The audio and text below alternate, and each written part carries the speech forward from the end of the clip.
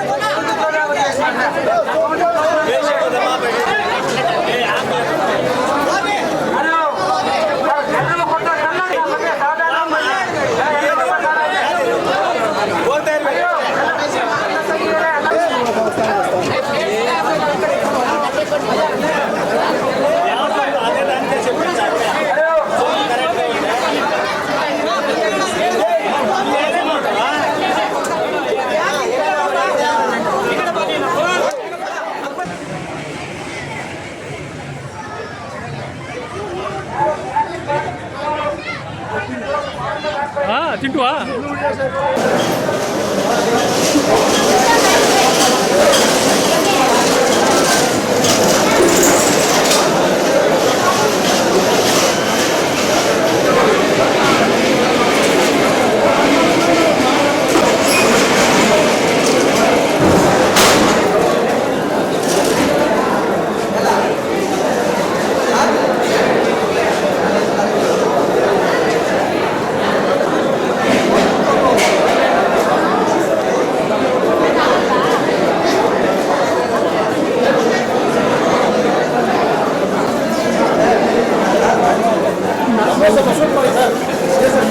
ಹಾಕೋಣ